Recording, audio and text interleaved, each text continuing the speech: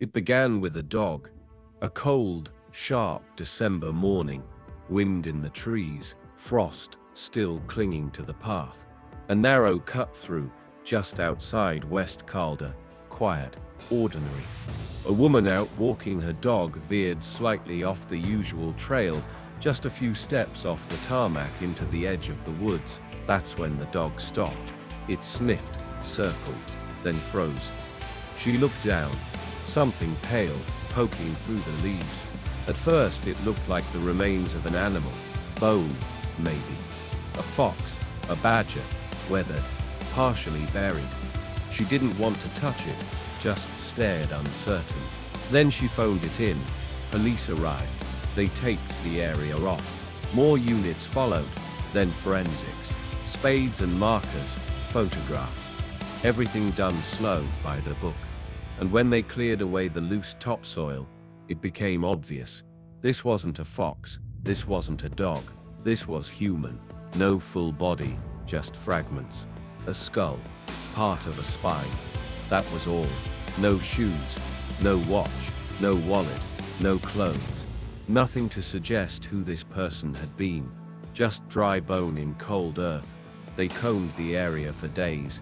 No DNA hits, no dental match at first, no fresh leads. Whoever this was, they'd been gone for a long time. A month passed, then another. The public didn't hear much. The scene was remote, the story quiet, but in the background, behind closed lab doors, the forensic team kept digging, figuratively and literally. Then eventually, they got a name. Not from a headline, not from a press release, but from a whisper. Martin Hamilton, a name most had tried to forget. A name last seen in court dockets, not in daylight. A man who had simply vanished, disappeared from Glasgow like smoke. Now he was back, found in bits, in a shallow grave on the edge of West Lothian.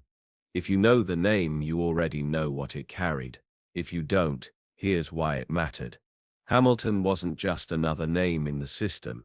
He was feared across 2 cities, connected to drugs, violence, rape, torture, the kind of crimes most people don't talk about, not out of shame, but out of fear. His name meant one thing: danger.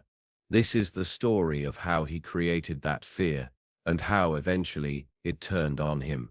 Welcome to Unveiled Crime Mysteries channel, where I unveil mysterious true crimes, some lost to time, others fresh in memory. Justice might not be served, but the shadow is unveiled. Martin Hamilton grew up in Maryhill, northwest Glasgow. Tenement blocks, scheme streets, just a few roads over from the local police station. He saw uniforms on every corner, but he wasn't afraid of them, not even as a kid. He was one of those boys you clocked early, the kind who didn't play like the others, didn't speak like them either. If he got on the school bus, the smart ones got off. No questions, just instinct. They called him all sorts: weird, unstable, sadistic, but more than anything, dangerous. By 17 he was already carrying blades, already in fights, already on the radar. In 1984 he got nicked for the first big one, assault with intent to cause serious harm. He was built low to the ground, 5 heavy-set, fast-talking, always wired. People thought he looked like an easy mark, until they learned different. He didn't run with a crew, didn't swear loyalty, didn't follow rules. Hamilton was solo. He moved through the city like smoke, slipping into criminal circles, collecting favors, repaying none. He sold drugs, ran intimidation rackets, knocked over small businesses. But it wasn't the hustle that made him dangerous. It was what he enjoyed. Hamilton's weapon wasn't a knife, it was power.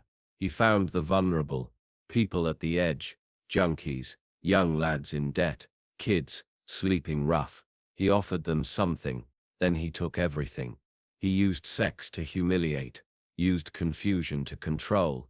He didn't care what people called him, didn't care what lines he crossed, as long as his victims stayed silent, and they did. He made sure of that. By the early 90s, Hamilton had already survived 2 shootings, both near his own front door, not ambushes. Messages. Someone had tried, twice. They failed. He didn't run. He didn't even move. The media gave him a name, Scotland's most hated man. He didn't correct them. In 1992 he went down again. A botched robbery. He and 3 others hid in a building society, armed with blades and a replica gun, waiting for the staff to arrive. But someone had tipped off the police. The job fell apart in minutes.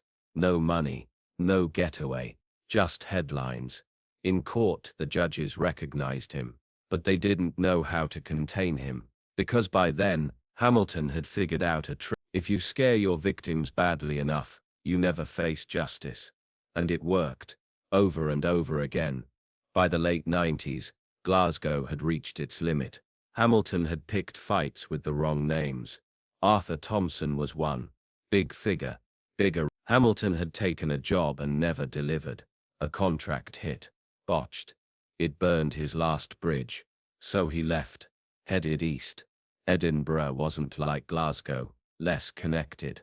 Less coordinated. Fewer big names. More scattered crews. That suited Hamilton just fine. He landed in Broomhouse, Wester Hailes, Sighthill. Then he got to work. At first Edinburgh police had no clue who he was. No one warned them. But Glasgow knew. They just didn't say enough. Maybe out of fear. Maybe out of spite. By the time they realized, it was too late. Hamilton didn't ease in. He carved out space, fast. He gave heroin and ecstasy to teenage dealers, then demanded payment, daily. If they didn't pay, they got punished. One lad had a finger taken. Another nearly lost an eye to a teaspoon. Word spread, slowly, quietly, but it spread. Young men started showing up at clinics. Burns, bruises, sexual trauma, but no one named names. Then came the pubs. Landlords were next. One man paid £30,000 just to make Hamilton stay away. Another tried to partner with him. They found him in a ditch, shot. That was when police finally acted. They launched a 24/7 surveillance unit, round-the-clock observation, tailed his car, logged his visits, watched his every move. But they still couldn't touch him, because no one would speak. In a matter of months, Hamilton had taken over, not by being clever, not by building alliances, but through fear. Pure, unfiltered, cold-blooded fear. And he wasn't satisfied, even with eyes on him, even with heat building. Hamilton kept going. He thrived on the silence, built a kingdom inside the void. Police would get reports, then retractions, a complaint, then nothing. Patterns emerged, but no cases stuck. Victims kept vanishing, some literally, some emotionally. And every time it looked like something might reach court, the witnesses backed out. Then one case changed everything. A teenage couple, both 18, boyfriend and girlfriend. They came to a Glasgow flat to collect drugs. What they got was a 10-hour nightmare. They were beaten until they couldn't move, tied up, stripped. Their cheeks were pierced with a blade. Then boiling water was poured over their skin. He didn't want blood on the carpet, so he made them stand in the bath. He barked instructions. Others followed them out. When the girl screamed back, he hit her and laughed. But this time he made a mistake. They survived, and they spoke. The courts knew it was a... They moved the trial to Inverness, 2,000 miles north. No media, no names, total lockdown. The couple went into protection, one of the most intense setups ever used in Scotland. They weren't just kept safe, they were erased from the grid. Then they testified, and it blew the doors wide open. The statements didn't come all at once. They trickled in, quietly, hesitantly, but when they did, they all pointed to the same truth. Different people, same trauma, same phrases, same scars, same locations. Burns on the thighs, bruises around the wrists, words repeated word for word. One man told them Hamilton used pliers, twisting them on soft skin, clamping bone. Another said he was doused in petrol, then lit fire across the chest. Hamilton watched it burn, and one witness, his voice low, barely audible, gave the darkest detail of them all. He said he was sodomized at knife point. Then Hamilton leaned in and said it, cold and clear. "If you talk, your family disappears." That line came up again, and again. Different men, same threat. This wasn't about drug debts. This wasn't enforcement. This was torture. Targeted, calculated, enjoyed. This was sadism. And it had gone on for years. Some of these men had gone missing for weeks at a time. Others had tried to take their own lives. None had spoken until now. But now, the wall of silence was cracking. Finally, prosecutors had enough. More than enough. The charges were drafted. The case was built. The files locked. Evidence sealed. And the court finally was ready. The fortress Hamilton had built through fear was starting to fall. He arrived at the High Court in Inverness under heavy guard, flanked by firearms officers, bulletproof vest, armored van. They weren't taking any chances. The location was chosen carefully, far from Glasgow, far from Edinburgh, far from any chance of intimidation or interference. This was controlled. Inside the courtroom, it was cold, quiet, no media frenzy, no distractions, just fact. Victims lined up, one by one, each describing the same pattern, same tactics, same weapons, different faces, same fear. The trial stretched 6 weeks, long, relentless, methodical. This time, the court didn't hear isolated incidents.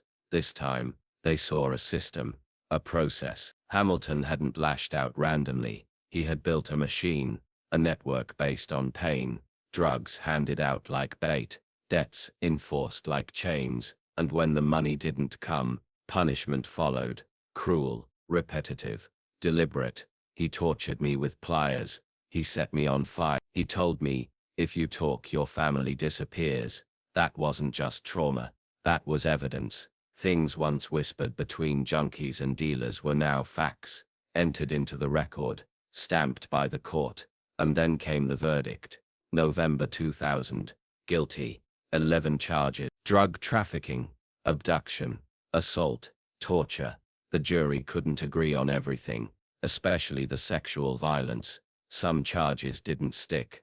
They couldn't get full consensus. But it didn't matter. What stuck was enough. Lord Kingarth didn't hold back. He looked Hamilton dead on and said it plainly. A man who took sadistic pleasure in the infliction of pain and the inspiration of real terror. Then came the sentence. Life imprisonment. Minimum 9 years before he could even think of parole. The longest term Hamilton had ever faced. And for the first time, the court had actually held him to account. But no one thought it would be the end. The detectives knew what kind of man they'd put away. This wasn't over. Hamilton wasn't just violent. He was manipulative, strategic, patient. He didn't need a weapon in his hand to do damage. Even behind bars, he would find ways to keep control. And that's exactly what he did. At HMP shots, Hamilton kept to himself, didn't mix with the main population, not out of fear, not to protect himself. The opposite. Other inmates were afraid of him. Some wouldn't even walk past his cell. Guards reportedly used his name as a warning. Act up, and we'll stick you next to Hamilton. But it wasn't just fear of what he'd done. It was what he was still doing. Inside prison, Hamilton signed up for a scheme called Listeners. It was meant to help, a support role. Inmates trained to speak with others at risk of self-harm or suicide. It was meant to protect the vulnerable. But for Hamilton, it opened a door. Now he had access, one-on-one time with young offenders, time alone, no cameras, no guards in earshot. And slowly, stories began to surface. One man, who had been placed on suicide watch, said Hamilton raped him twice, once in the cell, once again unbelievably during a supervised day release, disguised as a support session. He didn't report it at the time, said he couldn't, said the fear was too much, said the shame was too heavy. Only years later, when whispers of new charges reached him, did he but by then, others had gone quiet again. Not one person could say he didn't act alone, because he always had. Hamilton didn't need a crew, didn't need backup. He was his own system. That made him harder to trace, harder to stop. Even inside prison, nothing really changed. The cycle just kept going. And then came 2014. Hamilton had served the minimum 9. Paperwork came through. He was granted release on license.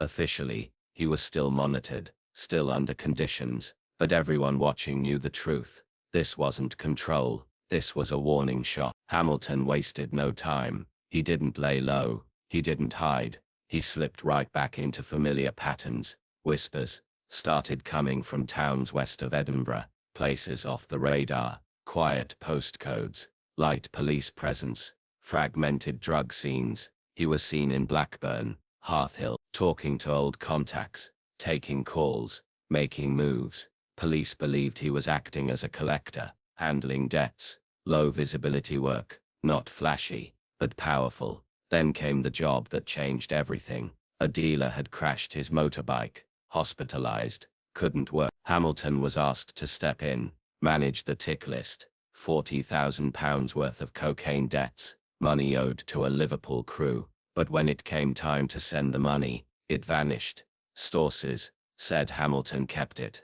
Others claimed he never intended to pay it in the first place. Some believed he was stalling, buying time to rebuild his own operation. Whatever the reason, it was the wrong move. He'd crossed serious people, not local lads, not small crews, heavyweight players, the kind who don't ask twice. Hamilton started turning up more, bolder, loud, unconfirmed sightings in Glasgow, rumors of phone calls, meetings, deals, debts, enemies. He wasn't sneaking back in, he was kicking the door wide open, and just like that, he disappeared. April 2015, he was due in Glasgow Sheriff Court, license breach. He didn't show. A warrant was issued. Police launched a national appeal, potentially dangerous, do not approach. Crime Watch ran his photo. Crime Stoppers put up a £2,000 reward, but it was already too late. No bank transactions, no phone data, no confirmed movement past April. His last sighting, Great Western Road, lunchtime, then silence. For most, going off the grid is a desperate act. For Hamilton, it was a message, but this time, it wasn't junkies or local dealers who came for him. It was bigger, the ones who expected that 40,000. Fast forward 8 months, December 17, 2000. Whoever buried him knew what they were doing. Police moved in, forensics started digging, DNA confirmed it days later. Martin Hamilton, gone 8 months, now found, buried in a shallow grave. Officially the cause of death was listed as unexplained. Unofficially everyone knew. Blunt force trauma, sharp instrument injuries to the skull, 1 gunshot, direct to the head. It was clean, precise, silent, an execution. Investigators retraced his last known movement. What happened after he vanished on Great Western Road is still a mystery, but the theory stands. He wasn't dragged off the street. He was lured, set up, walked straight into something he thought he could outsmart. But this time, he didn't get back out. A suspect surfaced early. James Farrelly, age 53, Liverpool native, known enforcer, violent past, lived not far from where Hamilton was found. Too close to ignore, not close enough to be obvious, but more than location there was talk, underworld whispers. Hamilton had ripped off the wrong crew. Farrelly had been sent to clean it up. Searches were carried out, property swept, phones traced, movement tracked. Farrelly's name kept surfacing. Same networks, same circles, same silence. It was enough. He was charged with murder. The accusation he shot Hamilton, inflicted further trauma, then buried the body to cover it up. Also charged with perverting justice, and for dealing Class A drugs. But Farrelly never faced court. He was diagnosed with terminal cancer weeks after arrest, released from custody in early. He died not long after, and with him the last link to the truth. Hamilton's funeral was delayed, investigators still combing evidence, but when it finally happened, hardly anyone came. No cameras, no headlines, no speeches, just a casket in the ground, the Black Hill butcher gone. No justice, no trial, just a shallow grave in West Lothian. He'd spent a lifetime turning fear into power, and in the end, It made him untouchable, until someone decided to prove he wasn't. What do you think? No court, no conviction, just a missing man and a bullet to the head. Is this the only ending someone like Martin Hamilton could ever have? Let us know in the comments. For more real stories daily, subscribe, turn on notifications, and we'll see you next time. There's always another case to be unveiled.